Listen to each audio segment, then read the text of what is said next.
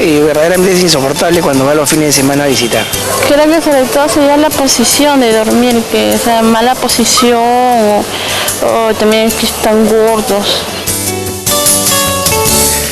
Bien interesante, hay una apreciación, digamos, muy interesante, cierto conocimiento intuitivo de lo que está pasando con los ronquidos durante el sueño. Pero vamos a definir el término, el problema, la situación, la condición de los ronquidos en términos un poquito más específicos, y en eso nos va a ayudar el doctor Vizcarra. ¿A qué nos referimos con los ronquidos durante el sueño? Y bueno, definamos primero qué es un buen sueño en todo caso. En realidad un buen sueño se define básicamente por el testimonio de las personas que acaban de opinar. Estas personas pueden reflejar básicamente las grandes dificultades que tienen cuando están junto a un roncador. Y ciertamente el hecho de dormir tiene funciones que son muy importantes. Entre ellas, una de las muy reconocidas es la restauración de energía. Todos nos sentimos cansados en la medida que hemos dormido mal. Otra función importante es el hecho de relajar los músculos. Los músculos deben descansar y de alguna manera cuando no dormimos bien, pues despertamos adoloridos. Existen otras funciones que cada vez han venido incrementando el número de funciones reconocidas para dormir, y una muy importante, sumamente importante, es la regulación del sistema nervioso vegetativo, que es ese que hace que nuestro intestino funcione, nuestra presión arterial esté normal o alta, nuestro corazón lata de una manera regular, que sudemos o no sudemos. Durante el sueño, normalmente el sistema vegetativo entra en un cierto reposo, y cuando algo lo perturba, esa exaltación del sistema nervioso vegetativo, que consiste en liberar adrenalina de forma anómala, va a manifestarse no solamente en la noche, sino inclusive en el día. Otros dos aspectos importantes tienen que hacer con regulación de la temperatura. Para dormir necesitamos enfriarnos un poquito, y el sueño también actúa como un regulador de la temperatura. Si un niño se enferma, pues lo que hace es dormir para a través de esto bajar la temperatura y a su vez restaurar las defensas, que es otra de las funciones importantes del sueño. Cuando dormimos mal, pues nos enfermamos más, y eso es muy reconocido, y hay estudios que lo han demostrado, en donde las personas de trabajo rotativo, como médicos o personas que tienen que hacer guardias, pues tienden a enfermarse con más frecuencia de enfermedades respiratorias. Dos aspectos importantes últimos tienen que hacer con el control hormonal. Cuando dormimos, nuestras hormonas entran en equilibrio. Los niños sintetizan más hormona del crecimiento, y los niños que duermen mal, por razones que discutiremos más adelante, pueden ser niños que se quedan pequeñitos porque no logran liberarla en suficiente cantidad.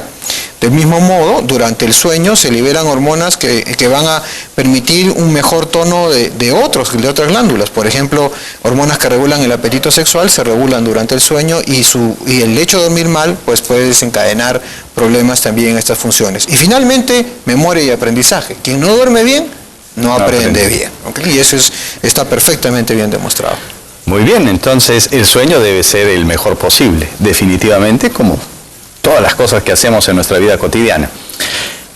Doctora Aníbal, en su consulta, el roncar que interfiere con el sueño, y lo vamos a evaluar en el sentido de cómo le resta calidad al sueño que necesitamos, que es tan necesario para tener una vida normal, ¿es motivo de consulta frecuente para usted como especialista del área o no? Bueno,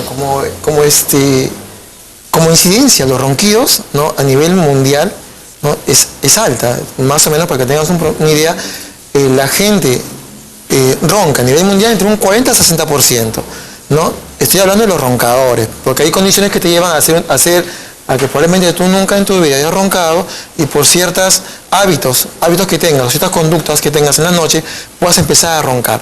Entonces,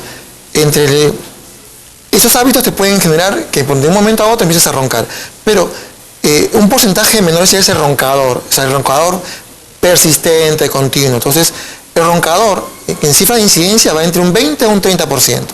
Entonces, estas son cifras que manejamos, ¿ya? Y en el consultorio se refleja, no básicamente porque el paciente viene y te manifiesta un problema obstructivo, un problema respiratorio, o un problema como lo más o menos lo mencionó Darwin, que son patologías de faringe. El paciente viene o me ve la garganta. Entonces, tú evalúas a esos pacientes, este gran grupo de pacientes, y encuentras que generalmente un paciente roncador o con ronquidos tienen patologías obstructivas. Y casi un 90% la tienen a nivel nasal, endonasal. Muy bien. ¿Pero es motivo de consulta o se llega el médico a través de preguntas a demostrar esto? No, generalmente, como hemos visto también en la entrevista, ¿no? Generalmente no es un tema de consulta, sino es básicamente cuando va el familiar o la pareja y está al lado del paciente, porque el que ronca, ¿no? El que ronca no es consciente que ronca. Entonces la pareja o los familiares, los padres, cuando acompañan en este caso al paciente, te dicen, no, doctor, mi hijo ronca. O la pareja, doctor, mi esposo ronca. Entonces, generalmente es un síntoma, pero que te lo hace presente ¿quién? El familiar, quien convive con el paciente en este caso.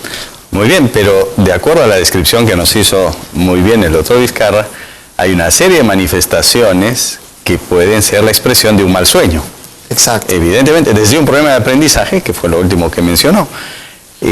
¿Tenemos algún área o el público, los médicos, estamos siendo perceptibles o estamos detectando estos problemas como una situación anómala del sueño, doctor Vizcarra, o no está muy difundido en la cultura médica? No, en absoluto. Ese es un conocimiento que es muy esquivo a los médicos. En general, de las 20 y pico facultades de medicina que existen actualmente en el Perú, hasta lo mejor de mi conocimiento, solamente en una se enseña algo de medicina del sueño.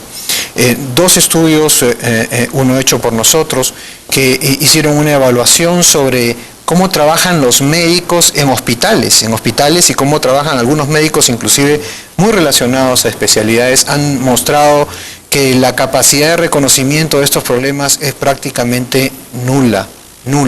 Se asume erróneamente que el hecho de roncar es un síntoma que por común debe ser banal y por tanto no importante.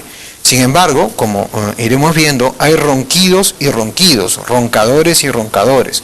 Efectivamente, muchas personas roncan y nos ha alcanzado la información al respecto. Pero hay un grupo de roncadores en los cuales este problema se convierte en un problema realmente sustantivo de salud, que es una condición que se denomina apnea obstructiva del sueño. Apnea significa ahogo durante el sueño. Y eso se produce por una obstrucción a nivel de la parte superior de la garganta. O sea, el hecho de yo poder hablar tiene por necesidad ciertas estructuras en mi garganta que pueden moverse. Bajo determinadas condiciones, esas que me ayudan a hablar pueden durante el sueño, donde se relajan los músculos, colapsarse. En la medida que se van colapsando, se genera esa turbulencia fuerte que hace ronquido hasta terminar con un ahogo que puede generar lo que una asfixia en el día y que todos reconocemos genera en el durmiente durante la noche.